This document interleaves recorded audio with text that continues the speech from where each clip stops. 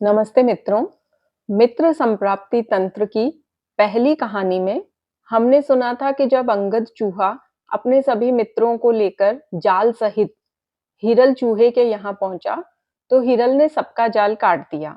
उसके बाद हिरल अपने बिल में चला गया और साबू कौवे ने यह सारा दृश्य देखा। तो आज हम देखेंगे कि उनके मध्य क्या वार्तालाप होता है, किस तरह से दोनों मित्र बनते हैं। साबू ने सोचा कि हिरल की बुद्धि तो बहुत अच्छी है, इसकी शक्ति भी अनंत है और इसका दुर्ग भी अच्छा है। हालांकि मैं चंचल स्वभाव का हूं, किसी पर विश्वास नहीं करता, लेकिन इसे मैं जरूर अपना मित्र बना लूंगा। हमें विद्वानों को ही अपना मित्र बनाना चाहिए। ऐसा विचार करके वह पेड़ से उतरा और बिल के द्वार पर जाकर हिरल को बुलाने लगा। हे हिरल, बाहर आओ। हिरल ने अपने मन में सोचा, क्या कोई कबूतर बंधा हुआ रह गया है जो मुझे बुला रहा है? फिर भी उसने पूछा, आप कौन हो? तो उसने कहा, मैं साबू नाम का कौवा हूं। यह सुनकर हिरल ने कहा, आप यहां से चले जाइए। कौवे ने कहा, मैं विशेष काम से आपके पास आया हूं, मुझे क्यों नहीं मिलते हो? हिरल ने कहा, तुम्हारा और मेरा कोई प्रयोजन नहीं है, इसलिए मैं तुमसे नहीं मिलूंगा। कौवे ने कहा, अंगद को जिस तरह से तुमने जाल से मुक्त किया, वह मुझे बहुत अच्छा लगा, इसलिए मैं तुम्हारे साथ दोस्ती करने आया हूं। हिरल ने कहा, यह कैसे संभव है? हमारी जाति में तो लड़ाई है, कौवा चूहे को खा लेता है, इसलिए मित्रता और विवाह उन्हीं के साथ होना चाहिए जिनका कुल और धन समान हो। हमारे बीच तो मित्रता संभव ही नहीं है, इसलिए जाओ।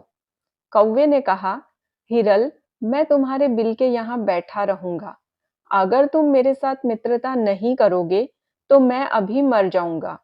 हिरल ने कहा, दुश्मन के साथ कैसी दोस्ती? यहाँ तक कि दुश्मन के साथ संधि भी ना करें। कौवे ने कहा, तुमने तो मुझे देखा भी नहीं, फिर दुश्मनी कैसे हो सकती है? हिरल ने कहा, दुश्मनी दो तरह की होती है, एक सहज स्वाभाविक और दूसरी किसी कार्य की वजह से। तुम तो हमारे स्वाभाविक ही वैरी हो। साबू ने कहा, मैं वादा करता हूं कि मैं तुम्हें कोई नुकसान नहीं पहुंचाऊंगा। हिरल ने कहा, मुझे तुम्हारी शपथ का विश्वास नहीं है। साबू फिर बोला, हे हिरल, कोई बात नहीं, तुम मेरे साथ मत बैठो, लेकिन अंदर दुर्ग में रहते हुए भी तुम मुझसे रोजाना बातें तो कर सकते हो। हिरल ने अपने मन में विचार किया, साबू मुझे सच्चा लग रहा है, चतुर भी है, इसलिए इससे दोस्ती करना अच्छा रहेगा, लेकिन इसे अपने दुर्ग में कभी भी नहीं बुलाऊंगा।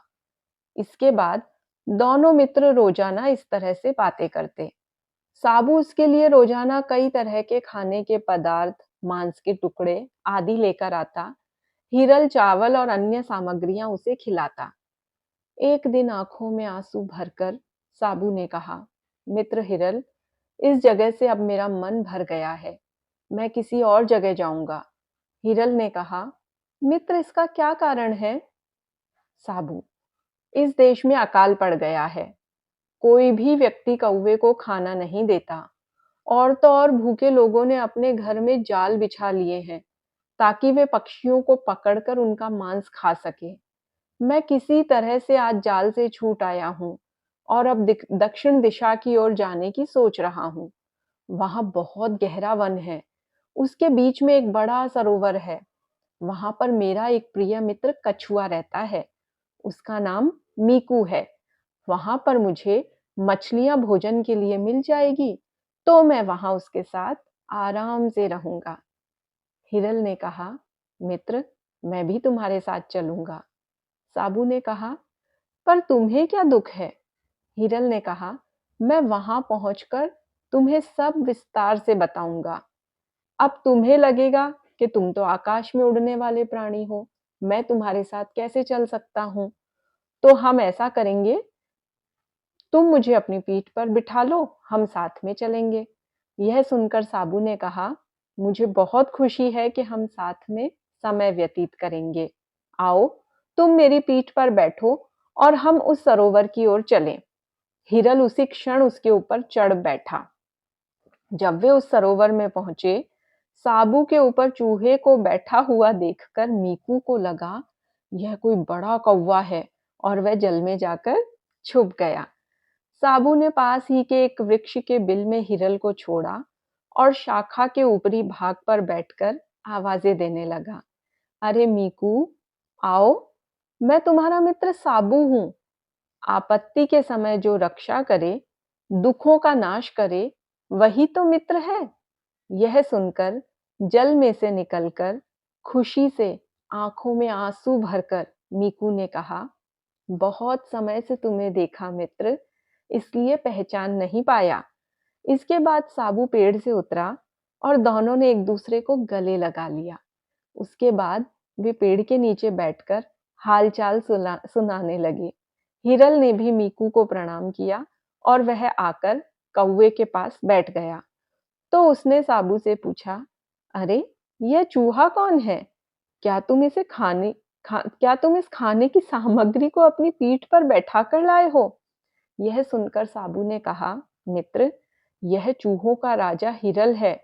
मेरा यह मित्र मुझे प्राणों से भी अधिक प्रिय है। इसके गुणों का तो कोई पार ही नहीं है। हम लोग उस जगह से निराश होकर यहाँ आए हैं। मीकू ने कारण पूछा तो साबू ने कहा, मैं तो वहां अकाल पड़ने के कारण आया, लेकिन इसने अपने यहाँ आने का कारण नहीं बताया। इसलिए हिरल, अब आप वह कारण हमें बताइए।